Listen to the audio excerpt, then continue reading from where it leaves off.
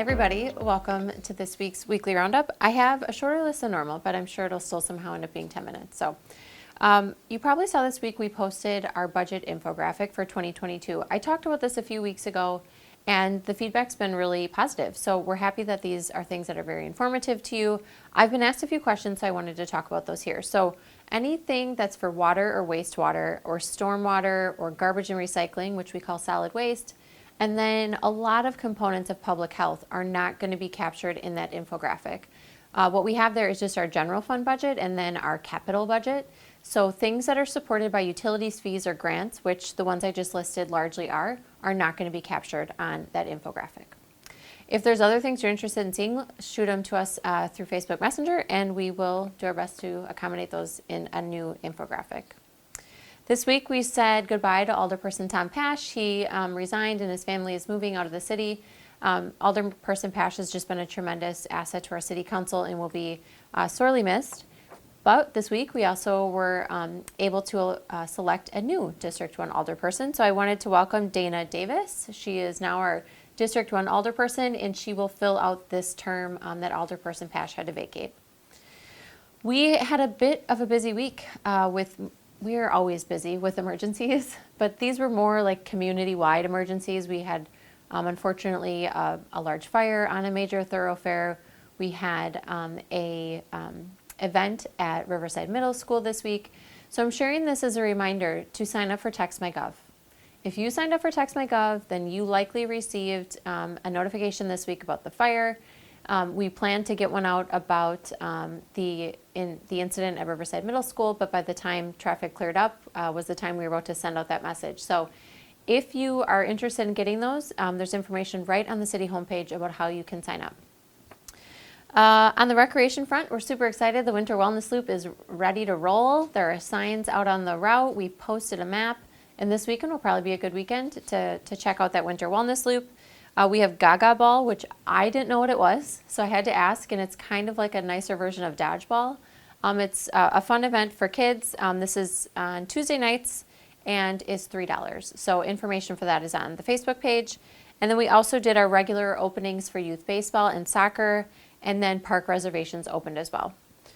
On the library front, I wanted to share on February 10th from 4 to 8, they are doing a family fun night at Mullins. So if you order food and ice cream from Mullins Dairy Bar, a portion of those proceeds are going to benefit the Friends of the Library. They also are having their first family event in the new space, and that is next Saturday the 12th, so I'll probably mention it again next week. And it's Mad Science, and I think it's Fire and Ice. I should look at my notes. It is Fire and Ice. So it should be a pretty entertaining program for families and people of all ages. They are doing hooks and needles. That's starting next Monday at 6 p.m. This is crocheting. So if you are an experienced crocheter or a novice or anywhere in between, this is for you. They're going to have some kind of community projects that people can work on and engage with one another. And then just a reminder, there are a ton of rooms at the new library, and they're all so beautiful and so welcoming, and I can't wait to be in even more of them. And they're there for your use. So if you go to the library's website, there is an online reservation system. So if you are in need of a small room or a large room or anything in between, check out the new rooms at the library. Next week, I believe Thursday at 10 a.m., we will be doing a Meet with the Mayor at the Senior and Community Center that is open to the public. It's a little bit different than frankly, it's the same as our mayor meetups format-wise, but this one's hosted by the Senior and Community Center, so they call it Meet with the Mayor. The long and short of it is it's an hour for us to engage and for me to answer any questions that you may have. So if you're interested in attending, that is Thursday at 10 a.m. Coming up next week, either next week or the week, actually it's probably the week after, at Plan Commission we will be reviewing an exciting expansion project here in the city. So Madison College is going to be adding onto the building, and with that addition they are going to be bringing, we will now be at the Madison College campus here in Watertown, the official home of the APN and LPN programs. So those are nursing programs. And they will be hosting those here and then building an expansion for that. And I think we've all experienced over these last few years just the incredible need for nurses in our community and throughout the healthcare community. But here we have Watertown Regional Medical Center and many wonderful clinical providers. So we're really excited to be able to become the official home of the APN and LPN programs through Madison College. And it's also wonderful to have an expansion on that campus. Next week at the Finance Committee, we will be considering a purchase using our American Rescue Plan Act funds. Again, I'm just trying to continue to provide you information on how we use those grant dollars from the federal government.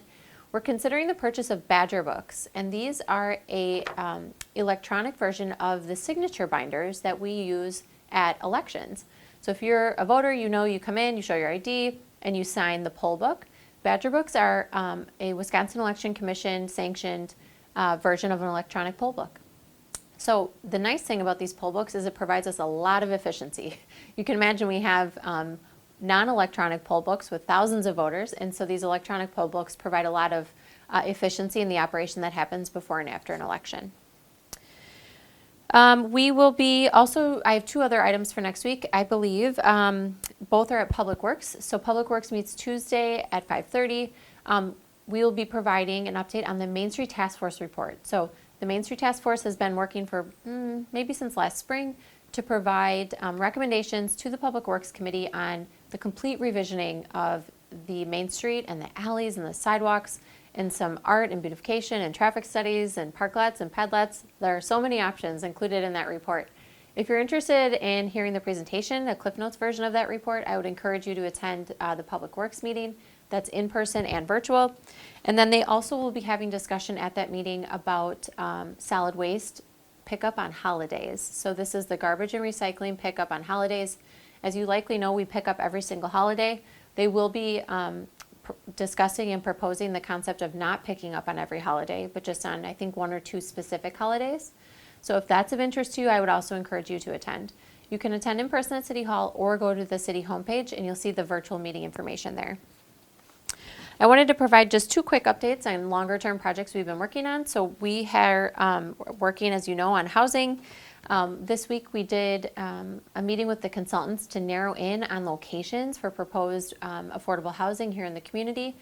We will be hearing a report from them in the next few weeks, and so I'll share the outcome of that here, but just work is continuing as we narrow in on those prime locations for that potential development.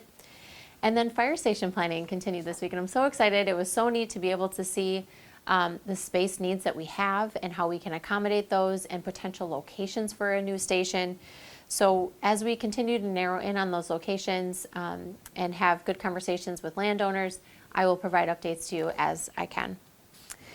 That I should mention, we have quite a few job postings right now. Some of them are very important, like our fire chief. I think we have dispatchers, some of our seasonal employment and our internings opportunities for this summer. So please go to the city website and check those out. If you're not looking to join our team in that capacity, but you're still willing to help us out, please share those job postings. It's really helpful for us to be able just to network in that manner. So that is all that I have for this week. It is supposed to be cold, but at least a little bit better than it has been this week. We've had some pretty cold days this week. Watertown Tourism has a really great link for all of the outdoor recreational opportunities that we have in Watertown and in Jefferson County: snowshoeing, ice skating, sledding, you name it. They have it listed there for you in one easy link. So with that, I hope you have a good weekend. We'll see you back next week.